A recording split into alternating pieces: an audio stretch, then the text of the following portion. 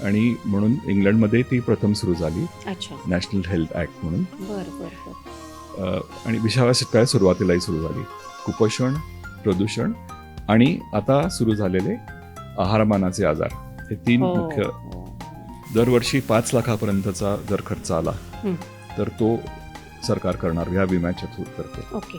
4 महत्त्वाचे आधारस्तंभ लागतात. ते म्हणजे कुटुंबीय, हं. मित्रवर्ग, आपलं कार्य आणि श्रद्धा.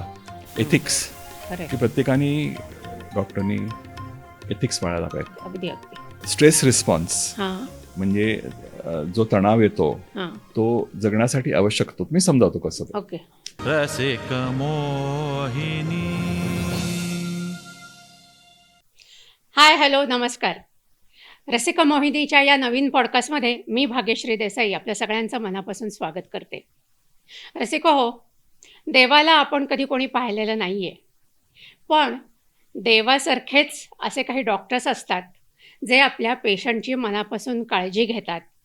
त्यांचं मानसिक आणि शारीरिक स्वास्थ्य कसं राहील याच्याकडे ते काळजीपूर्वक ते बघत असतात. आणि अशा वेळेला पेशंटलासुद्धा मग हे डॉक्टर्स देवासमान असतात. असेच एक सुप्रसिद्ध फिजिशियन डॉक्टर H.V. सरदेसाई पुण्यामध्ये होते. ते काय म्हणतात ना, अतिशय ऋषितुल्य व्यक्तिमत्व, सॉफ्ट स्पोकन, आणि त्यांच्या बोलण्याने पेशंटचे निम्मे आजार बरे होत असत. आणि आता तीच लेगसी, तोच वारसा त्यांचे चिरंजीव डॉक्टर सुहृद सरदेसाई पुढे चालवत आहेत. ते एक जागतिक कीर्तीचे फिजिशियन आहेत. शिक्षण त्यांचं पुण्यामध्ये पहिल्यांदा मॉडर्न हायस्कूल, त्याच्यानंतर फर्ग्युसन कॉलेज, त्याच्यानंतर ते BJ मेडिकलला त्यांनी MBBS केलं, तिथे त्यांना सिल्वर मेडल होतं. त्याच्यापुढे त्यांनी MD केलं, त्याच्यामध्ये ते गोल्ड मेडलिस्ट पण आहेत. देशविदेशात ते शिकलेले आहेत.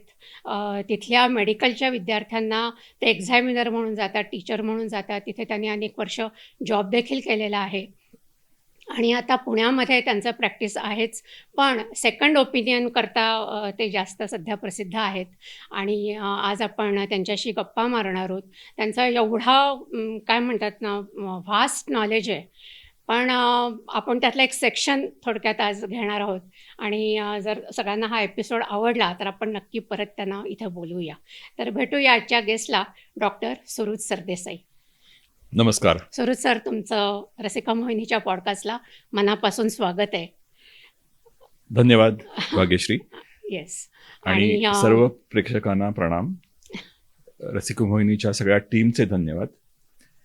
आणि आज इथे आपण बोललात याबद्दल मनोमन धन्यवाद परत एकदा. थँक्यू. आणि आज तुम्ही इथे आवर्जून आलात त्यासाठी आमच्याकडनं एक छोटीशी गिफ्ट तुम्हाला आहे.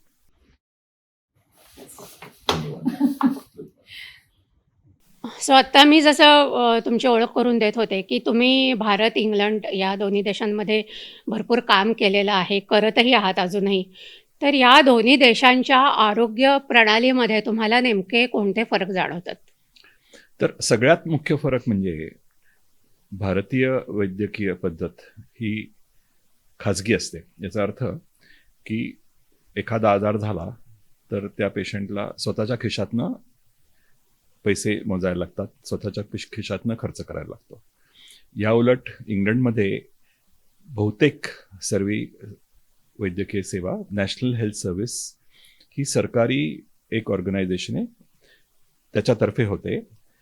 आणि त्याचा खर्च वैयक्तिक नसतो, तो सरकार करतं. अर्थात सरकारला जे कर मिळतात त्याच्यातनं करतं.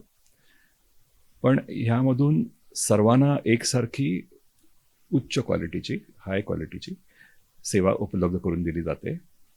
आणि याच्यामध्ये GP, जनरल प्रॅक्टिशनरचा रोल खूप महत्त्वाचा असतो.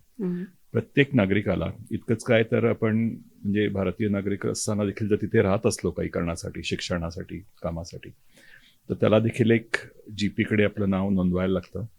आणि हा GP सर्व रेकॉर्ड्स त्याच्याकडे असतात, सर्व हेल्थ रिलेटेड रेकॉर्ड्स.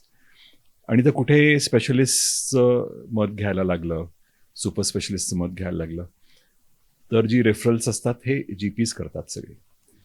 तर अशा पद्धतीच्या हेल्थ सर्व्हिसला युनिव्हर्सल हेल्थ केअर असं म्हणतात. ओके ओके, बरं.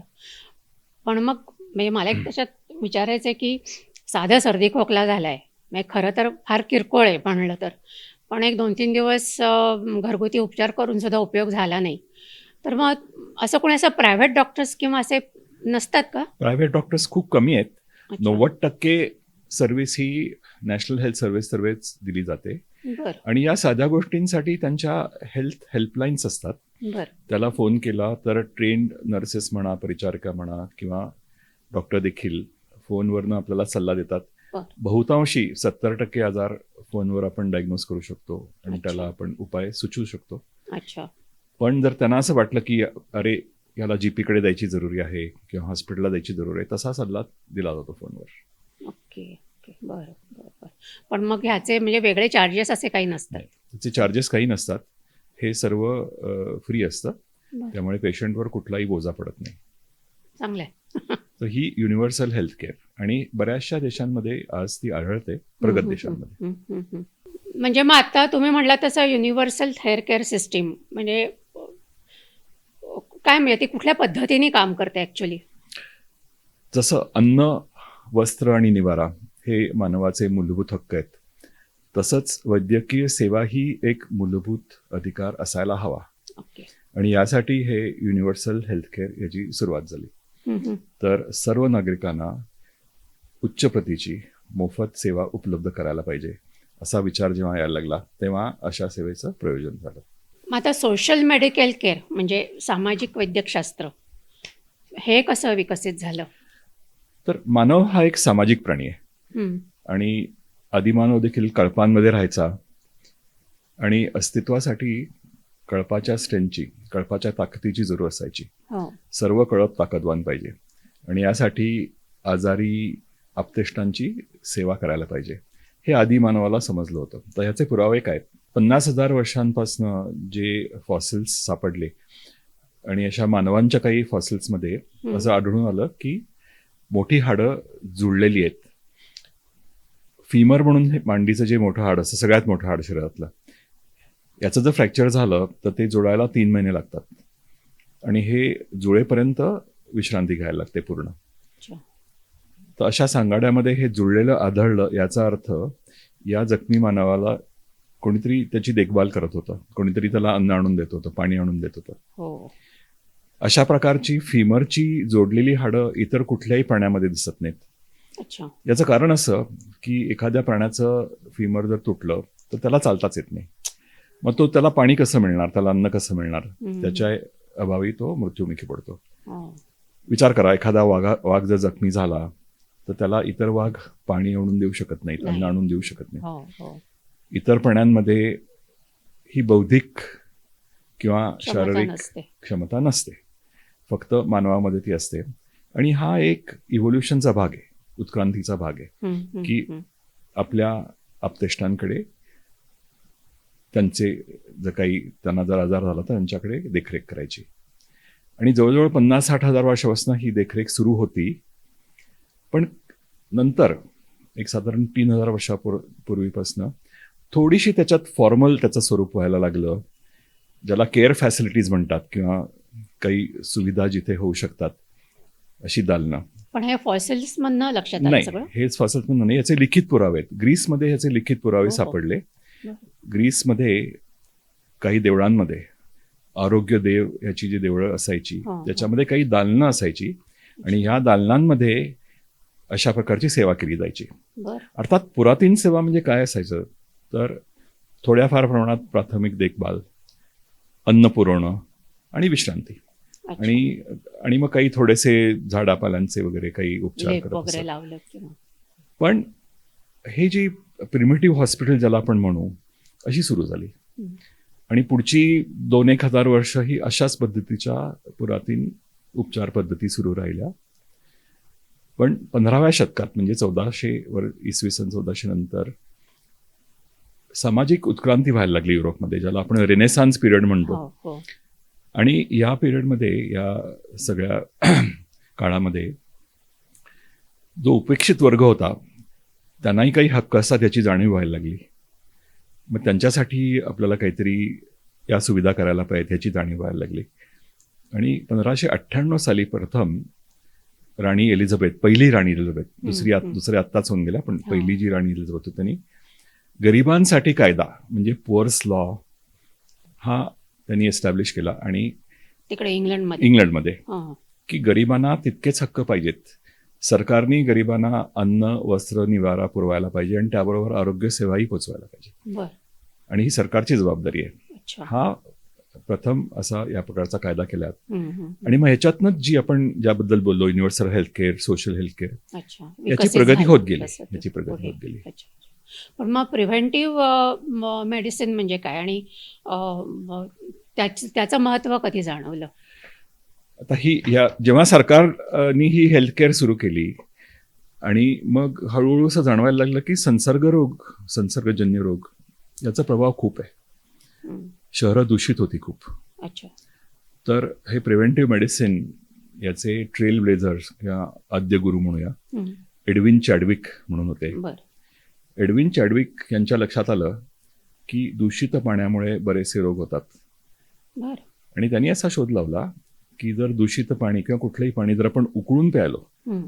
तर ह्या रोगांचं प्रमाण खूप कमी होतं. I see. हा शोध लागल्यानंतर इंग्लंडच्या सरकारने असा नियम केला की पिण्याच्या पाण्याचे नळ आणि सांडपाणी वाहून न्यायचे नळ याच्यात एक किमान अंतर असायला पाहिजे. हम्म. आणि लंडनसारख्या शहरामध्ये मोठ्या मोठ्या ड्रेनेज सिस्टीम्स बांधल्या, अच्छा. पाणी शुद्धीकरणाचे प्रकल्प उभारले. 19व्या शतकाच्या सुरुवातीला लंडन हे अतिशय प्रदूषित एक शहर होतं. खूप रोगराई होती, आयुष्यमान खूप कमी असायचं.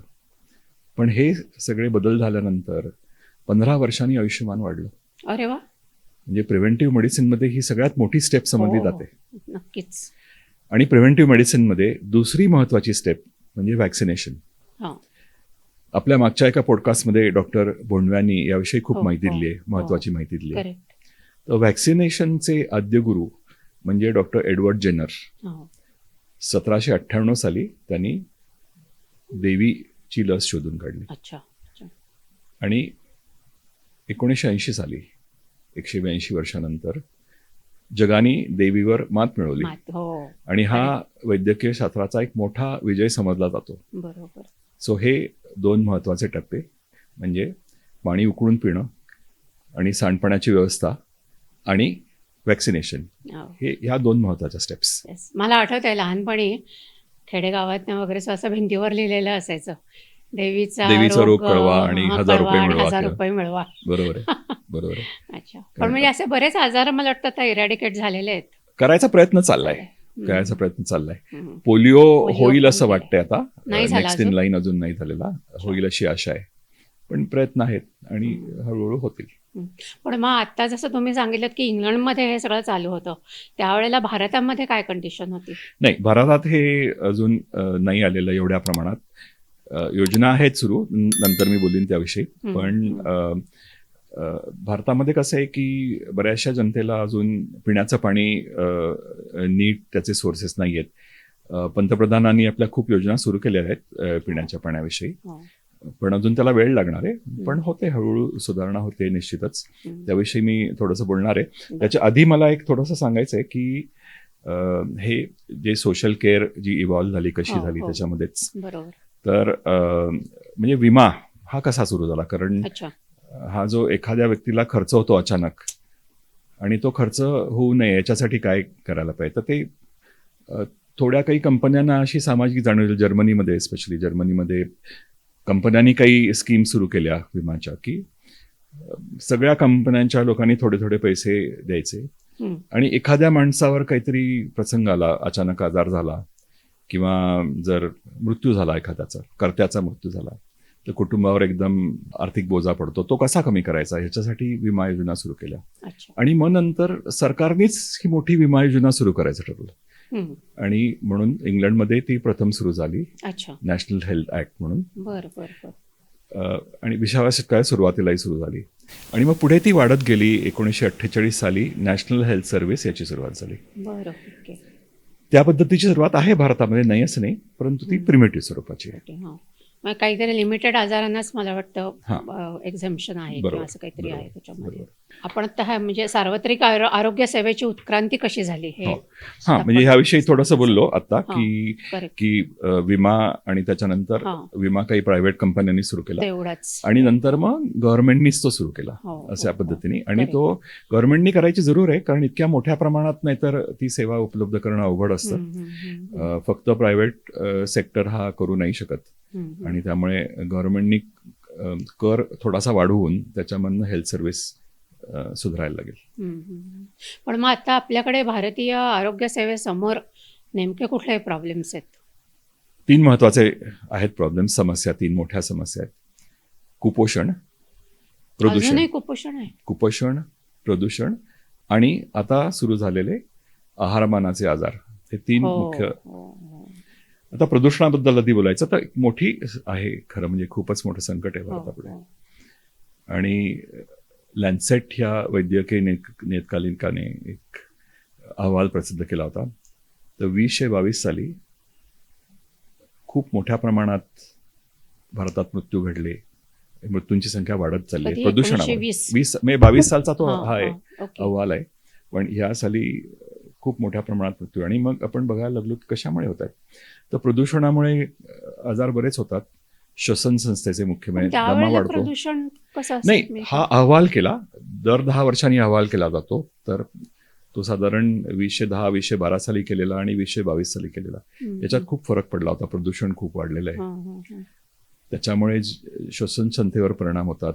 दम्यासारखे रोग वाढतात. COPD म्हणून आजार असतो, क्रॉनिक हो, ऑब्स्ट्रक्टिव्ह हो. Pulmonary disease. हो. त्याच्यात आपल्या श्वासवाहिन्या असतात त्या अरुंद व्हायला लागतात. किंवा कर्करोग, फुफ्सांचा ते तर कर्करोग. आहेच. हो ना.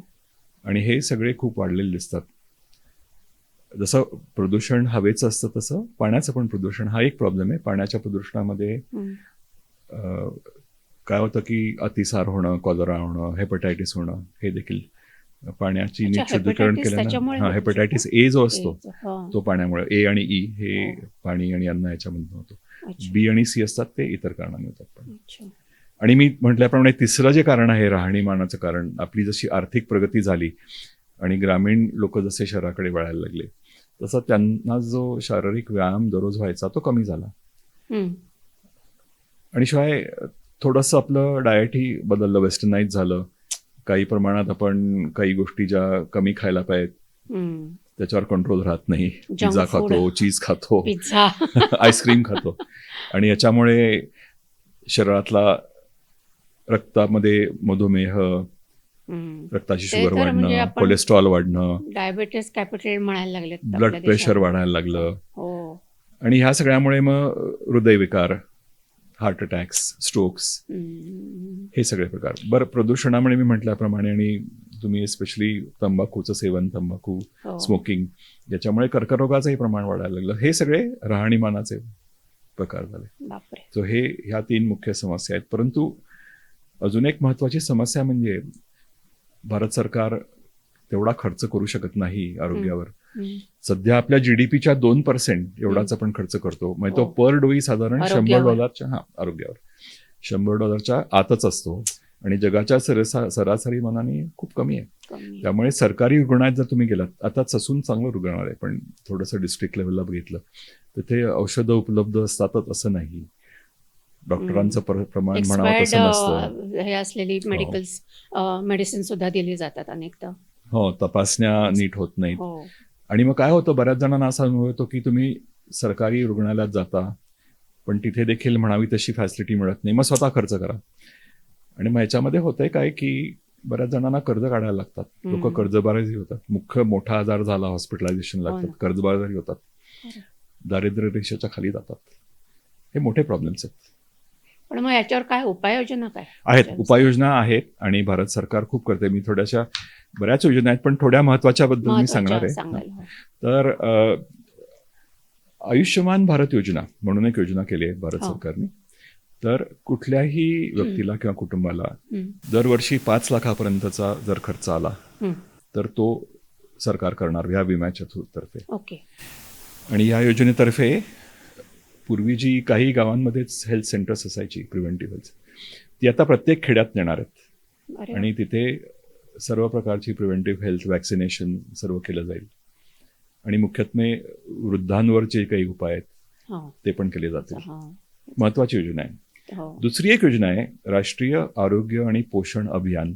बर या योजनेमध्ये माता आणि बाल यांच्यात कुपोषण होऊ नये याला सगळ्यात महत्व दिलं जातं. यांची वॅक्सिनेशन इव्हन प्रेग्नन्सीमध्ये सुद्धा इव्हन प्रेग्नन्सीमध्ये तिथपासूनच बायकांचं सुरुवात कुपोषण करायला होत पाहिजे. असेल. महाराष्ट्रात अशी एक स्कीम आहे हो. की प्रेग्नन्सीमध्ये दाण्याचे लाडू द्यायचे आणि एक मधलं जेवण निदान प्रोटीन तेवढं प्रोटीन जातं आणि ह्यानी देखील खूप सुधार होतात.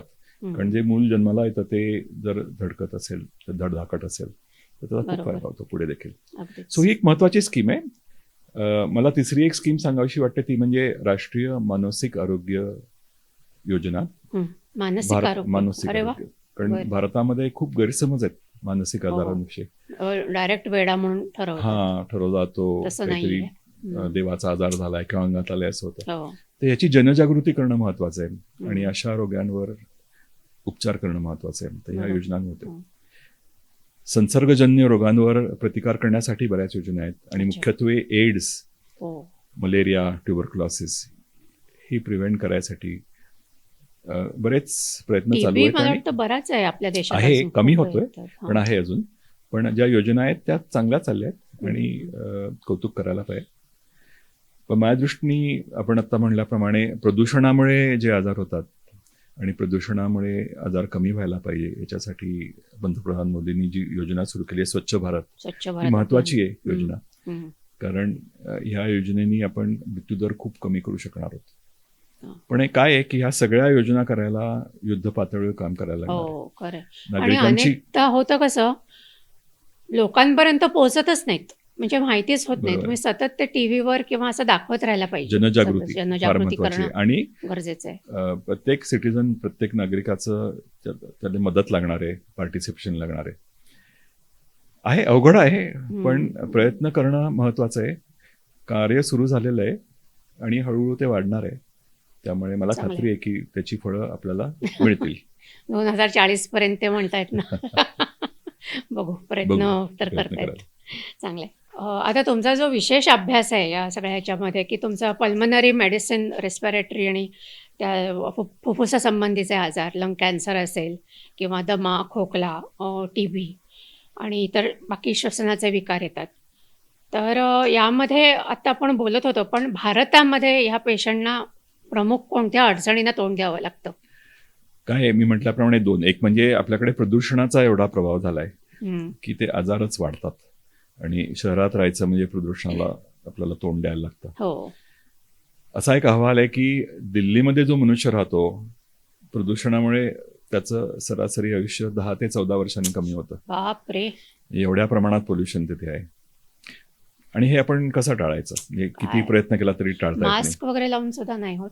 आता त्याच्यात काय असा प्रॉब्लेम आहे की मास्क लावून कमी करू शकतो आपण, नाही असं नाही. पण वेगवेगळ्या प्रकारचे पोल्युशन्स असतात आणि मगाशी मी एक तुम्हाला जो म्हटलं लॅन्सेटमधला अहवाल ज्याच्यामध्ये जे मृत्यूचं प्रमाण वाढलंय प्रदूषणामुळे, जवळजवळ 18 लाख लोक जे 2022 साली गेले प्रदूषणामुळे, त्यातले जवळजवळ 60% लोक, जे मेजॉरिटी ऑफ द डेथ्स, ते हवेतल्या प्रदूषणामुळे, आणि ते देखील पेट्रोल, डिझेल हम्म. बाप रे. त्याच्यामुळे बाप रे. एवढा मोठा Fumes. मृत्यूचा दर होता. फ्युम्स आणि बाकीची प्रदूषण पण आहेत. आता खेडेगावामध्ये बघितलं तर जी इंधनं वापरली जातात, कोळसा वापरला जातो हो. किंवा लाकूड हो. किंवा गोवऱ्या शेणापासून केलेल्या किंवा बायोगॅस, हो, हो. यांनी देखील प्रदूषण होत असतं. खरंय. आणि तिथल्या घरांना व्हेंटिलेशन नसतं. खिडक्या जर अच्छा, हो. नसल्या तर हे धूर सगळे किंवा 7-7 अनेक घरांमध्ये संध्याकाळ झाली की धूप लावा, धूर त्याचाही उदबत्त्या त्रास लावा. होतो. त्याचाही त्रास हो. होतो. त्याचाही होत असेल म्हणजे. सिगरेट स्मोकिंग आत केलं त्याचाही त्रास होतो. प्रत्येक हो. धुराचा त्रास होतो. खरंय खरंय. आणि शिवाय इंडस्ट्रियल पोल्युशन, त्याच्यामुळे इंडस्ट्रीनी जे त्याच्यामध्ये येतात, कार्बन डायऑक्साईड असतो, सल्फर डायऑक्साईड असतो, नायट्रस ऑक्साईड असतो किंवा काही इन्फ्लेमेबल ऑर्गॅनिक कंपाऊंड असतात. पण हे जे पार्टिक्युलेट मॅटर, जे धुळीचे कण आपण ज्याला म्हणतो, हो. आणि हे धुळीचे कण ज्याला आपण सगळ्यांनी सगळे वाचतो, ते PPM10 किंवा PPM 2.5. तर पार्टिक्युलेट मॅटर 10 याचा अर्थ की 10 मायक्रॉन याच्यापेक्षा, 10 मायक्रोमीटर ह्याच्यापेक्षा लहान कण हवेत तरंगतात हो. आणि ते आपण हवे वाटे आपल्या इनहेल फुफ्सात करतो. जातात. पण त्यात PM2.5 हे जे कण असतात म्हणजे 2.5 मायक्रॉनच्या पेक्षाही मायक्रोमीटरच्याही खालचे, ते डायरेक्टली छोट्या छोट्या भागात जातात फुफ्सांच्या, अल्व्हेओलाई ज्याला म्हणतो, बरं. आणि ते बाहेर पडत नाहीत. आणि तिथे ते राहिले की फुफ्साचा दाह सुरू होतो, इन्फ्लेमेशन, मग खोकला यायला लागतो, हम्म. दम लागायला लागतो. आणि अतिप्रमाणात जर समजा याचं एक्सपोजर झालं तर मात्र परमनंट डॅमेज, म्हणजे तिथे होऊ शकतं. फायब्रोसिस म्हणजे व्रणाचा धातू तयार व्हायला लागतो. कसलं म्हणजे व्रणाचं? आणि ह्यामुळेच आयुष्यमान कमी होतं. हो जे व्रण असतात हो हो, त्याला हो, स्कार हो. म्हणतो, तसा त्या Scars. पद्धतीचा स्कार टिश्यू, फायब्रोसिस बापरे. ज्याला म्हणतो, तसं व्हायला. बापरे. तर हा खूप मोठा धोका आहे आणि याच्यावर आपल्याला खूप म्हणजे जरुरी उपाय, म्हणजे चीननी जे केलं की पोल्युशनवर खूप त्यांनी काम केलं. खूप काम केलं आणि कमी केलं, तसं भारतात करणं खूप जरुरी आहे. गरजेचं आहे. सिरियसली घ्यायला पाहिजे. प्रगती जशी होतीये तशी ही अधोगती होता कामा नये.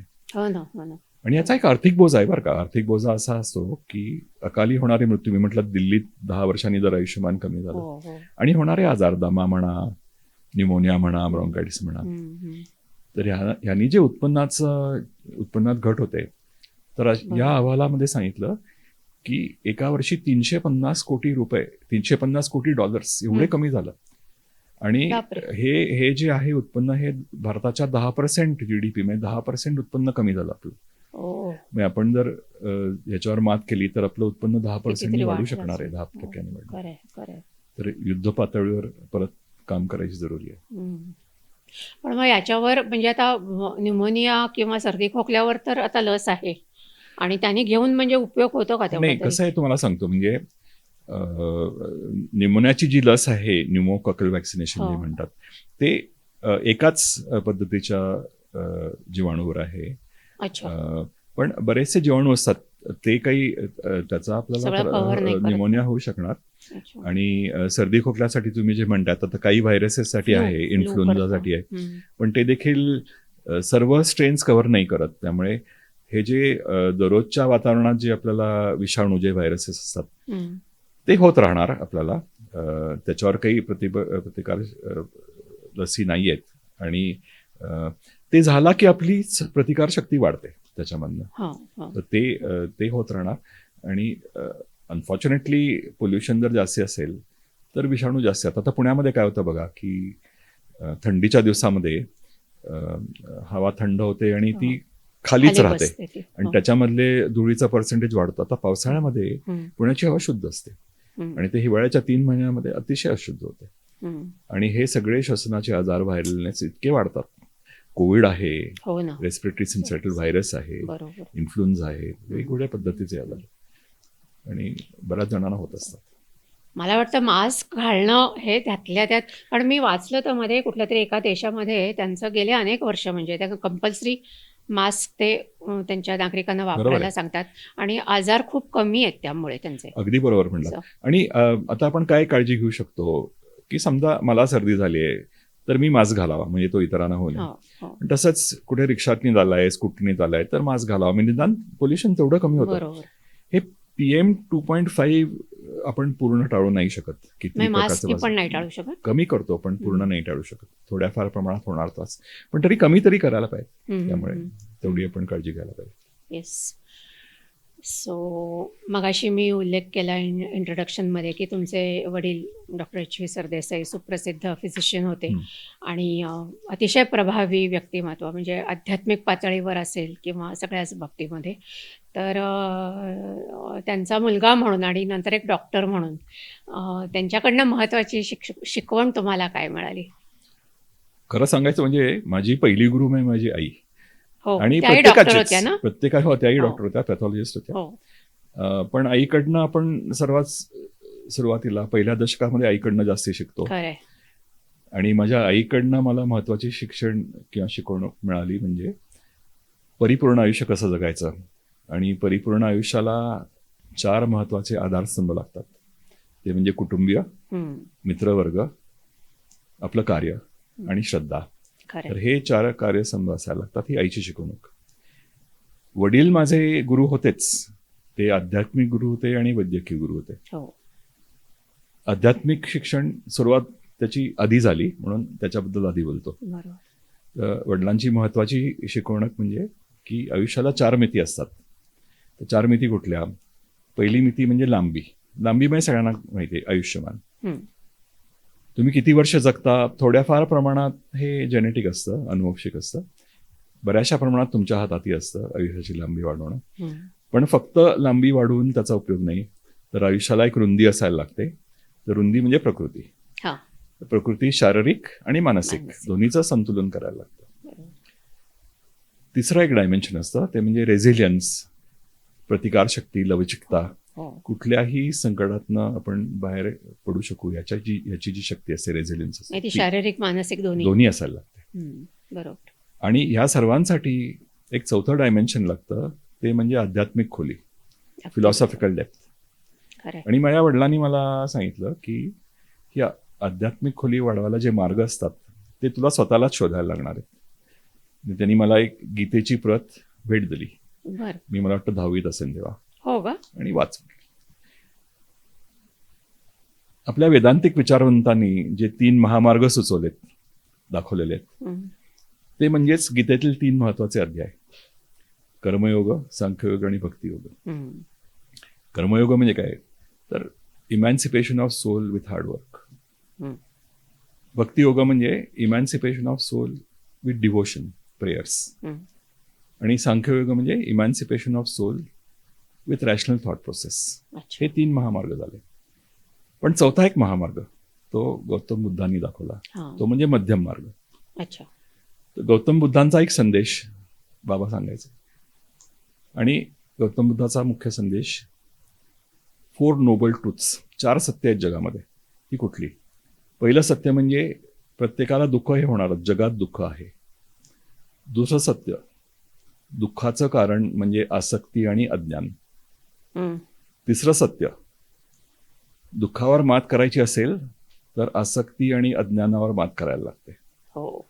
आणि चौथं सत्य, हे जर तुम्हाला करायचं असेल तर मध्यम मार्ग पत्करायला पाहिजे. तर इतका सोपा संदेश होता हो. त्यांचा. आणि हा मध्यम मार्ग म्हणजे काय?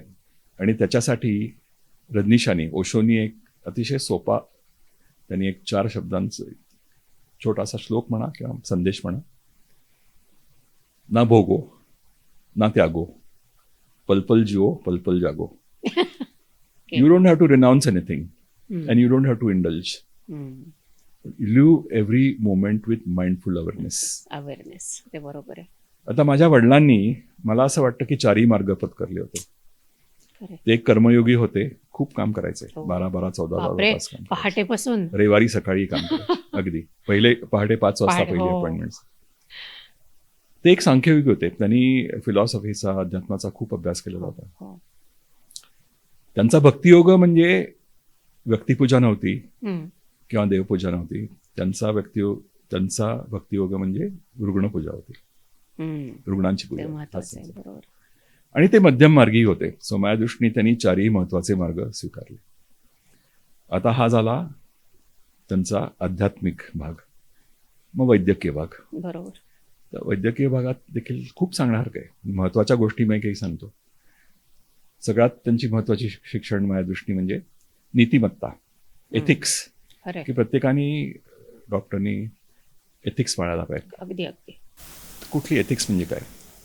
पहिलं नैतिकतेचं मूल्य म्हणजे फर्स्ट डू नो हार्म. पहिल्यांदा तुम्ही पेशंटला काही धोका नाही हे बघायला पाहिजे, तुम्ही काही करायच्या आत. खरं. दुसरं बेनिफिसन्स म्हणजे तुम्ही जी काही गोष्ट करता ते पेशंटच्या फायद्यासाठी झाली पाहिजे, तुमच्या स्वतःच्या फायद्यासाठी नाही. अगदी बरोबर आहे. तिसरी गोष्ट म्हणजे ऑटॉनॉमी. तुम्ही जे काही निर्णय घ्यायचे ते पेशंटला घेऊ द्यात, तुम्ही पेशंटला. स्वतः घ्यायचे नाहीयेत. हा हा. तुम्ही पेशंटला कल्पना द्या की बरोबर हे घेऊनच असे ते. असे असे उपाय आहेत, हं. कुठला मी तुला मदत करतो हम्म. पण शेवटी तू ठरवायचेस. हा. ओके. आणि चौथा एक महत्वाचा त्यात भाग आहे जस्टिस, सोशल जस्टिस. हम्म. की समाजाचाही न्याय बघायला पाहिजे. आपण फक्त श्रीमंतांचीच पूजा करायचं असं नाही, श्रीमंतांची सेवा करायचं नाही, बरोबर. गरीबा लोकांचीही सेवा करायला पाहिजे. अजून एक प्रिन्सिपल आहे एथिक्सचं, ते म्हणजे ड्युटी ऑफ कॅन्डॉर. Duty म्हणजे of कॅन्डॉर म्हणजे की तुम्ही त्याच्यात एक स्पष्टपणा पाहिजे, पारदर्शकपणा पाहिजे. हम्म. एखाद्या उपायाचा फक्त चांगुलपणाच दाखवायचा नाही, पण त्यांनी तुम्हाला काही तोटे होऊ शकतात हे पेशंटला स्पष्ट कल्पना दिली पाहिजे. किमोथेरपी म्हणा हो हो किंवा काही उपाय आहेत, त्यांनी ते नवीन औषध आली आहेत सगळी वजन कमी करायची, हो, त्याचे हो. काय तोटे आहेत ते सगळे समजावायला पाहिजे. बरोबर आहे. आणि जर समजा एखादी चूक झाली, टू अर इज ह्युमन, डॉक्टरांकडनंही चुका होतात, तर ती स्पष्टपणे त्याबद्दल पेशंटला कल्पना द्यायला की अरे बाबा ही चूक झाली आहे. हम्म, हम्म. तर हे फार महत्वाचं आहे. आणि अजून एक सगळ्यात महत्वाचं मी शिकलो वडिलांकडनं, ते म्हणजे बेडसाईड मॅनर्स, की आपण रुग्णाबरोबर कसं वागायला पाहिजे. ते महत्वाचं आहे. आपली वाणी अगदी चांगली पाहिजे, हो. गोड पाहिजे, आश्वासक.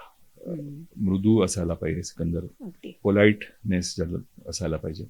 थोडक्यात रोल रिव्हर्सल ज्याला म्हणतात ते प्रत्येक डॉक्टरनी शिकायला पाहिजे, हम्म.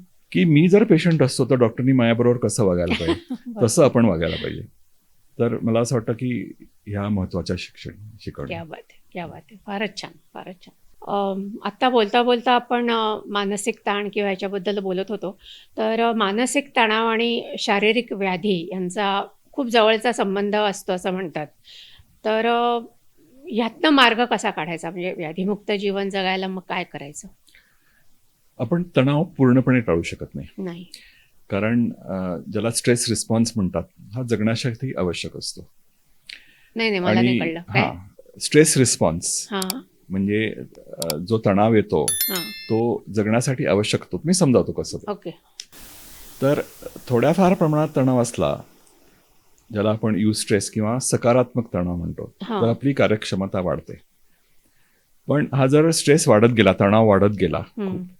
तर त्याचा पुढे डिस्ट्रेस म्हणजे त्याचा दाहक असं त्याचं रूपांतर होतं, दाहक तणाव होतो. पण सकारात्मक तणाव आणि दाहक तणाव ह्याच्यात आपल्याला फरक जाणवायला पाहिजे. पण सकारात्मक तणाव म्हणजे काय? आता सकारात्मक तणाव म्हणजे काय, तर प्रत्येकाला का तणाव येतात. मी एक प्राण्याचं उदाहरण देतो, हां. की एखाद्या प्राण्यासमोर काही धोका आला, शत्रू आला, तर जे स्ट्रेस रिस्पॉन्सेस होतात दोन महत्वाचे, म्हणजे फ्लाईट म्हणजे पलायन, म्हणजे पळून जायचं, हम्म. किंवा फाईट म्हणजे लढा द्यायचा. लढा द्यायचा. शत्रूवर मात करून जर आपण आपल्यात ती कपॅसिटी असेल तर लढा जरूर द्या. पण जर लक्षात आलं की शत्रू आपल्यापेक्षा जास्ती बलवान आहे, बलवान आहे. तर आपला जीव वाचवायला पळून जायला पाहिजे. तर हा स्ट्रेस रिस्पॉन्स झाला. आणि हा स्ट्रेस रिस्पॉन्स जर अतिशय वाढला तर एक तिसऱ्या प्रकारचा ची प्रक्रिया दिसते, ती म्हणजे फ्रीज, गोठून जाणं. म्हणजे तो प्राणी ऍक्च्युली भीतीने गोठून जातो, हो. शरणागती पत्करतो. आणि हे स्ट्रेस रिस्पॉन्सेस प्रत्येक मानवाला दररोजच्या जीवनात घडत असतात. मी तुम्हाला एक एक्झाम्पल देतो, की कामाला जायचंय, गृहिणी आहेत, कामाला पण जात आहेत. अरे मोलकरीण तर आलीच नाही आहेस, एवढं सगळं काम बाकी आहे, मग कोण करणार, मला परत येऊन करायला लागणार सगळं, मग माझं कामही बघू, मुलांकडेही बघू, का हेही काम बघू. तणाव झाला. छोट्या प्रमाणात. थोडासा मध्यम प्रमाणात तणाव होऊ शकतो. मुंबईच्या एअरपोर्टला जायचंय, विमानाची वेळ आहे आणि खंडाळ्याच्या घाटात अडकलोय, ट्रॅफिक जॅम झाला, माझ्या हातात काही नाही, तणाव झाला मध्यम प्रमाणात. आणि खूप गंभीर तणाव पण होऊ शकतात. अचानक नोकरी गेली, हो. किंवा कोणीतरी फॅमिली मेंबर त्याचं निधन झालं, अशा प्रकारचे तणाव येणारच आणि त्याचे स्ट्रेस रिस्पॉन्स पण येणारच. हम्म. पण हे स्ट्रेस रिस्पॉन्स जर आपण नियंत्रित करू शकलो तर त्याचा काहीतरी फायदा करू शकतो. कारण स्ट्रेस रिस्पॉन्स जर अनियंत्रित राहिले आणि ते कायम येत राहिले तर त्याच्यामध्ये धोका होतो. याचं कारण असं असतं की स्ट्रेस रिस्पॉन्सची जी हार्मोन्स असतात, ॲड्रिनालिन, नॉर ॲड्रिनालिन, डोपामिन, स्टेरॉइड्स, हो. थोड्याफार प्रमाणात जर ती आली तर त्याचा चांगला परिणाम आहे. कारण हे फ्लाईट आणि फाईटसाठी त्याचा उपयोग होतो. हम्म. पण ती कायम स्वरूपात जर राहायला लागली, त्यांनी ब्लड प्रेशर वाढायला लागतं, शुगर वाढायला लागते, हो. रक्तातली साखर वाढायला लागते, Right. हार्ट अटॅक याची संभावना ती वाढतात, हो. स्ट्रोक्स येऊ शकतात अच्छा, त्याच्यामुळे. आणि एवढंच काय, तर ज्यांना क्रॉनिक स्ट्रेस म्हणतो त्यात हाडंही ठिसूळ होतात, बापरे. ऑस्टिओपोरोसिस होतो, हो. मेंदूवर परिणाम व्हायला लागतात, लोकांना बापरे. डिमेन्शिया होतो. अच्छा. तर त्यामुळे हे सगळं नियंत्रित करणं खूप महत्वाचं आहे. नियंत्रित कसं करायचं, तुम्ही विचारलं नियंत्रित कसं करायचं. हम्म. तर नियंत्रित करायचा मार्ग म्हणजे त्याचं कारण शोधणं महत्वाचं आहे. हम्म.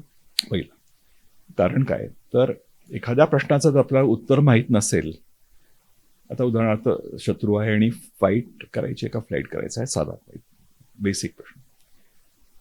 पण मानवी जीवनामध्ये कसे प्रसंग येतात तुम्हाला सांगतो. हम्म. शाळेची परीक्षा प्रत्येकाने दिलेली आहे. हो. परीक्षेच्या आधी आपल्याला एक टेन्शन असतं, थोडीशी धाकधूक असते, हातपाय थोडेसे गार झालेले असतात, हम्म. उगाचच काळजी वाटत असते, काय होणार, धडधड होत असते. पेपर आपल्या हातात आला, पहिला प्रश्न वाचला, हरे रामा, ऑप्शनला टाकलेला प्रश्न आहे. झालं का फजिती. दुसरेही प्रश्न अवघड वाटायला लागतात आणि यात हा जो तणाव वाढतो, हा. यातनं आपली कार्यक्षमता कमी होते, पेपर चांगला लिहिला जात नाही. ओ. या उलट पेपर उघडला, अरे सगळ्याच प्रश्नांचा मी अभ्यास केलेला आहे हा. आणि आता उत्तम पद्धतीने मी पास होणार आहे. तर जर तुम्हाला प्रश्नांची उत्तरं माहिती असली तर त्यावर मात करणं जर सोपं असेल तर तणाव होत नाही. हम्म. अर्थात सगळ्या प्रश्नांची उत्तरं माहीत असणार नाहीत, काही प्रश्न असे अचानक येतात, प्रश्नांची उत्तरं कळत नाहीत हो आपल्याला. हो. पण तेव्हा जो मी तुम्हाला म्हणला दाहक तणाव जो असतो, त्याचा आपण सकारात्मक तणाव कसा करू शकतो, हम्म. फ्रॉम डिस्ट्रेस टू युस्ट्रेस, याच्यासाठी आपल्याला प्रयत्न करायला लागतात. आणि त्याच्यासाठी fitness, second dimension of life मी जे सांगितलं ते, ओके. की शारीरिक आणि मानसिक तंदुरुस्ती हम्म. ही असायला पाहिजे. हम्म.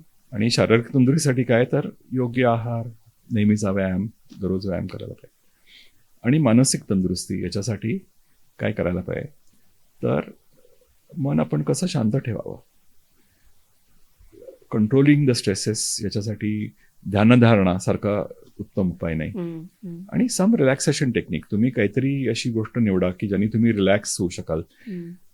गाणं ऐका, म्युझिक ऐका, कुठेतरी एखाद्या प्रोग्रामला जा, टीव्ही बघा किंवा खेळ खेळा, हम्म. फिरायला जा. बरोबर. पण असं एखादं रिलॅक्सेशन टेक्निक पाहिजे हो. ज्याने जर तुम्हाला एखादी नेगेटिव्ह इमोशन, काही जर राग आला म्हणा किंवा चिंता वाटली किंवा दुःख वाटलं तर त्याची जाणीव झाली पाहिजे आणि त्याच्यावर आपल्याला ताबा मिळवता आला पाहिजे, ताबा मिळवता पाहिजे. मन शांत करता आलं पाहिजे. खरंय. या जर दोन गोष्टी तुम्ही केलात तर तुमचा नकारात्मक जो तणाव असतो तो सकारात्मक होतो. हम्म. हम्म. आणि असं जर तुम्ही करू शकलात आणि यू ॲक्सेप्ट की स्ट्रेसेस असणारच, पण आपण त्याच्यावर कंट्रोल करू शकलो खरंय. तर त्याचे जे दुष्परिणाम पुढे होणार आहेत ते होणार नाही. खरंय. कारण ध्यानधारणा वगैरे म्हणतात सगळे, पण सगळ्यांना ते जमत नाही खरं तर. नाही, कबूल आहे आणि सगळ्यांना जमत नाही असं म्हणतो, परंतु त्यात देखील सोपी टेक्निक्स आली आहेत. हम्म. तर हे तुम्ही ऐकलं असेल, माइंडफुलनेस म्हणून जी हो. मेडिटेशन आली आहे, जगभर प्रसिद्ध झाली आहे. हो हो. आणि त्याचे वर्ग सगळीकडे, शाळांमधनं, अमेरिकेमध्ये वगैरे हो, किंवा हो. प्रगत देशांमध्ये, हॉस्पिटल्समधनं, एवढंच काही तुरुंगांमधनं देखील, त्यांना तर पोलीस जास्त गरज ट्रेनिंग, असेल. आर्मी ट्रेनिंग सगळ्यांना दिले जात आहेत. हा. आणि त्याच्यावर खूप रिसर्च आहे. हम्म. आणि माइंडफुलनेस मेडिटेशन जे आहे 2-3 मिनिटात, आणि प्रत्येकाला शिकण्यासारखं आहे, हम्म. 2-3 मिनिटात करता येतं. खरं ते शिकायला सेंटरिंग पाहिजे एक्सरसाइज म्हणतात, की फक्त आपल्या मनामध्ये ज्या भावनांचा अतिरेक होतोय हम्म. तो होऊ न देणं, त्याच्यासाठी हे असतं. आणि हे युट्यूबवर त्याचे ट्युटोरियल्स आहेत, हो, ती हो. बघून आपण नक्की करू ती शकतो. शिकू शकता. सोपं आहे, करणं महत्वाचं आहे. अगदी सोपं नाही परंतु फार अवघडी नाही, करणं महत्वाचं. येस. सो खूप छान माहिती मिळाली आहे. आपण आता रॅपिड फायर राऊंडकडे जाऊया. सध्या जीवन पद्धती ज्या आपण मगाशी बोलत होतो त्याच्यामुळे आलेले आजार ते खूप वाढत आहेत.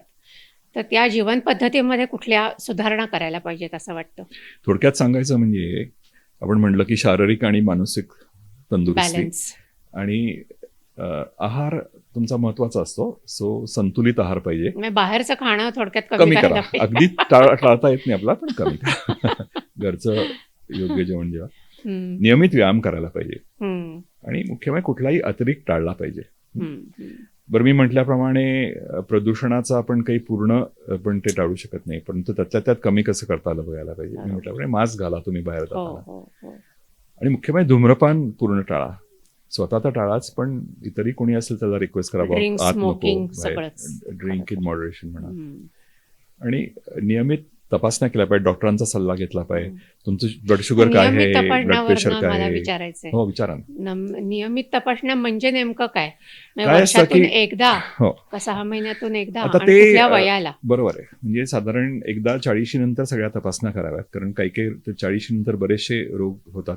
अर्थात ब्लड प्रेशर वगैरे आधीच बघावं, कारण आम्ही आता बघतोय सध्या मॉडर्न एज की काही 30 मधल्या लोकांना देखील ब्लड प्रेशर, हो. काही जणांना कोलेस्ट्रॉल, आणि ते Tensions जर आणि- आधी आपण जर पकडलं तर पुढचे त्याचे जे धोके आहेत ते कमी करू शकतो.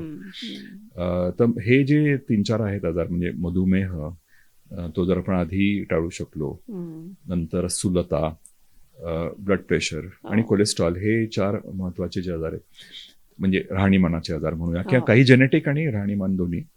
आणि याच्यासाठी जर उपाय लवकरात लवकर सुरू करू शकलो, आणि यासाठी तुम्ही एकदा 30शीत एकदा करा, 40शीत एकदा करा, म्हणजे 30शीत काही नसेल तर दर 5 वर्षांनी, 40शी नंतर दर 1-2 वर्षांनी करायला पाहिजे. पण पुढे मागे कसं असतं, समजा तुम्हाला मधुमेह असेल तर डॉक्टरांच्या सल्ल्याने एखाद्यावेळेस 3-3 महिन्यांनी करायला लागेल, एखाद्यावेळेस 2-2 महिन्यांनी करायला लागेल. तर ते तुम्ही डॉक्टर ठरवतील की काय तुम्हाला साधारण, पण अगदीच काही त्रास नसेल तर वयाच्या साधारण 50 नंतर दरवर्षी एकदा केली तरी हरकत नाही. पण या सगळ्या तपासण्या, कारण आपल्याकडे म्हणजे मी आता मध्ये कुठेतरी तेच वाचत होते की तपासण्या किंवा जे काही असतं ते आजार झाल्यावर आपण अनेकदा लोक जातात तपासण्या करायला, बरोबर आहे. पण आजार होऊ नये किंवा आजार आधी म्हणजे काही होणार आहे का हे कळण्याकरता मला वाटतं त्या आधी करायला पाहिजे. अगदी बरोबर आहे. आणि हे जे महत्वाचे आजार आहेत, आणि हल्ली आम्ही हे आपण म्हणजे ज्या वार्षिक तपासण्या करतो याच्यात म्हणजे आपण हे बघतोच, अर्थात हिमोग्लोबिन म्हणा, पांढऱ्या पेशींचं प्रमाण काय आहे, आणि तुमची शुगर बघतो, हो. किडनीचं काम कसं चाललंय हो. बघतो, लिव्हरचं काम कसं चाललंय बघतो, बरोबर. लिपिड प्रोफाईल म्हणजे कोलेस्ट्रॉल आणि हो, ट्रायग्लिसराईड, हो, हे सगळं हो. बघतो.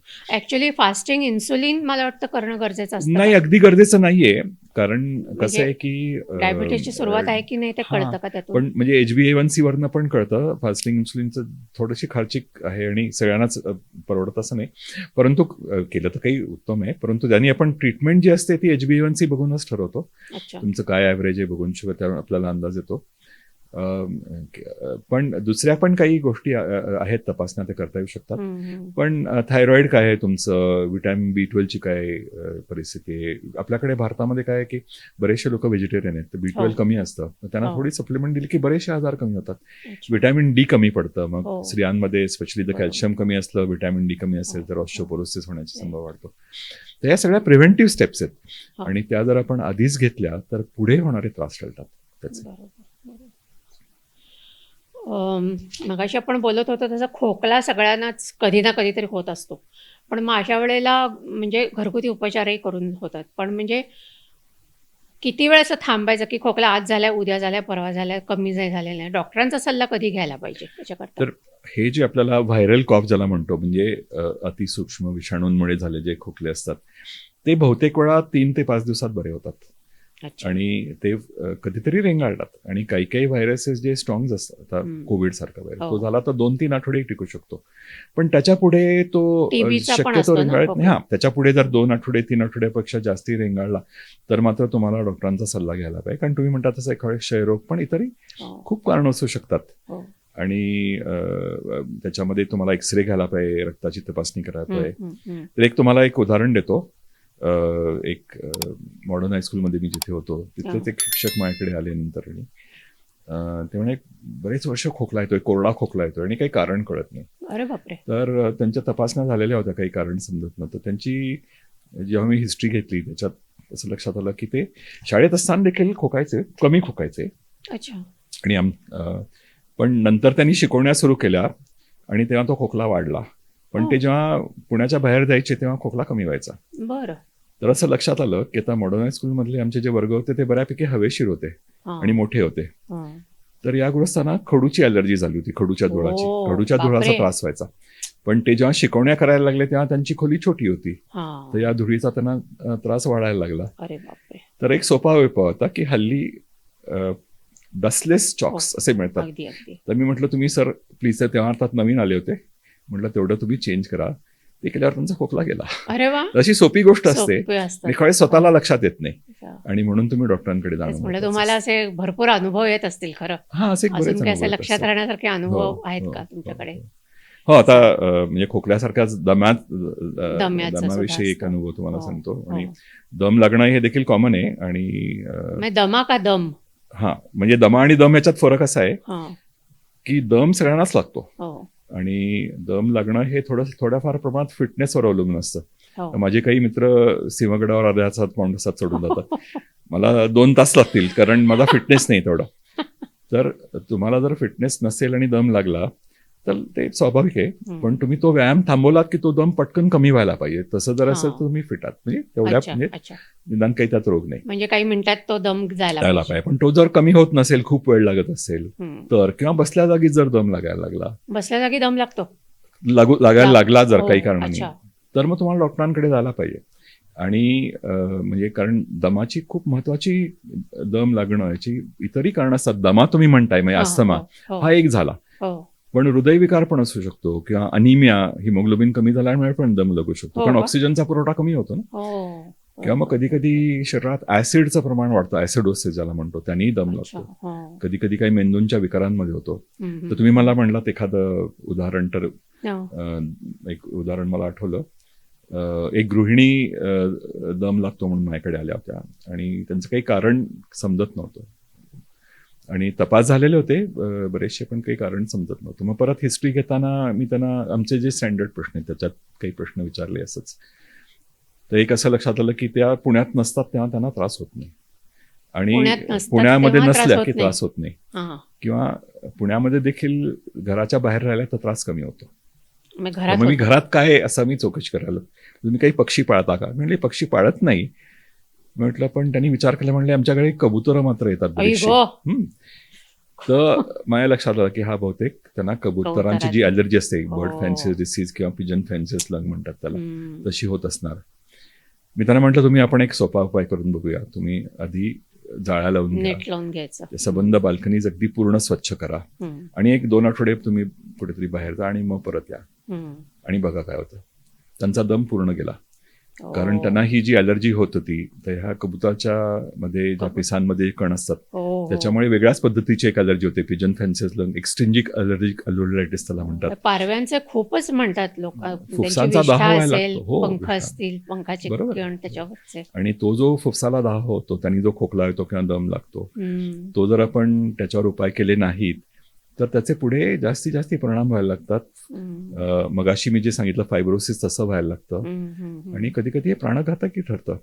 आणि हे भारतामध्ये खूप आहे, पण हे कळत नाही लोकांना. इव्हन एसी मधनं सुद्धा असं म्हणतात कबुतरांचं हे जातं म्हणून. कबुतरांमध्ये कबुतरं घरं करतात तिथे एसीच्या वर, तेही आपल्याला बघायला लागतात. म्हणजे मला कबूतर आवडतात प्रश्नच नाही, पण आपण त्यांच्यापासून दूर 4 हात दूर राहिलेलं बरं. नाही, अगदी बरोबर आहे. ते म्हणजे सगळ्या पक्ष्यांमध्ये आय थिंक कबुतरांचा त्रास सगळ्यात जास्त होतो, पण छोटे छोटे बजरीगार्ड्स म्हणून असतात त्यांचा पण होतो, पोपटांचा पण होतो. अच्छा, पोपटांचा पण होऊ शकतो, पण कबुतरांचा जास्त होतोय. ग्रेट. पण मग आता म्हणजे सगळे आपण एवढी चर्चा करतोय, तर शेवटचा प्रश्न मला विचारायचा आहे की एक सर्वसमावेशक संदेश सर्वसामान्यांना निरोगी जीवनाकरता. बरोबर आहे. म्हणजे आपण याविषयी बोललोय आता की म्हणजे ज्या शरीराच्या 4 मिती असतात त्या जर तुम्ही समजावून घेतल्यात, आणि त्यातली दुसरी मिती म्हणजे प्रकृती, ह्याच्याकडे जर लक्ष दिलं, शारीरिक आणि मानसिक, बरोबर, तर तुम्ही एक चांगलं आयुष्य जगू शकता. आणि त्याबरोबरच तुम्ही जर ही तुमची आध्यात्मिक खोली वाढवली तर रेझिलियन्सही वाढतो. आणि आध्यात्मिक खोली वाढवण्यासाठी स्वतःचा मार्ग तुम्ही शोधायला पाहिजे. आणि तो मार्ग कुठला आहे तुम्हाला स्वतःला कळेल. तुम्ही फक्त शोधा तो आणि मिळेल तुम्हाला.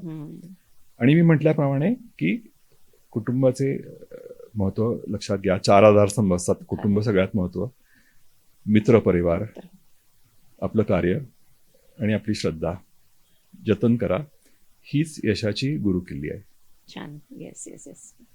परवा ते डॉक्टर हेगडे म्हणून माहिती असेल तुम्हाला, तर त्यांचं मी लेक्चर ऐकत होते. त्याच्यात त्यांनी हेच सांगितलं की सगळ्यांवर प्रेम करा बेसिकली, की डोंट हेट एनीबडी. जेवढं तुम्ही हेट करतात तेव्हा तुमच्या body cells they are not made for hating. Hate generate stress responses. यांनी स्ट्रेस हार्मोन्स तुमची वाढतात. कारण हेट ही आपल्या फाईटचा एक पहिला भाग आहे, की तुम्हाला शत्रू वर राग आला पाहिजे. You have to hate him, then only you can kill him. हो हो हो. त्यामुळे ती स्ट्रेस हार्मोन्स वाढतात. तुमच्यात जेवढी हेटेड आहे तेवढी स्ट्रेस हार्मोन जास्त आहेत. आणि त्याचा आणि शरीरावर हे सगळे परिणाम शरीरावर होतो. दुष्परिणाम सगळा. त्याच्यामुळे होणार, So, ज्यावर खरंच तुम्हाला मात करायलाच पाहिजे. अगदी अगदी. चला, खूपच छान तुम्ही आज माहिती दिलेली आहे. आणि मला खात्री आहे आमच्या रसिकांना सुद्धा हा पॉडकास्ट तुम्हाला आवडलेला आहेच, मला खात्री असणार आहेच. आणि कधी तुम्हाला याबद्दल समजा काही शंका असतील किंवा सरांना काही विचारायचं असेल तर तुम्ही कॉमेंटमध्ये विचारू शकता. आपण सरांची पुन्हा कॉन्टॅक्ट करून त्यांना नक्की विचारूया. आणि तुम्हाला हा पॉडकास्ट कसा वाटला हे आम्हाला कॉमेंटमध्ये ऐकायला नक्की आवडेल. आम्हाला रसिका मोहिनी हे जे आपलं फेसबुकला ग्रुप आहे आणि इन्स्टाला आपलं अकाउंट आहे त्यालासुद्धा फॉलो करायला विसरू नका. आमच्या चॅनललाही नक्की सबस्क्राईब करा आणि हा पॉडकास्ट जास्तीत जास्त आपल्या कॉन्टॅक्ट्सपर्यंत पोचवायला मदत करा. चला तर मग भेटूया पुढच्या पॉडकास्टमध्ये. तोपर्यंत मस्त राहा, मजेत राहा, आनंदात राहा. धन्यवाद. रसिक मोहिनी.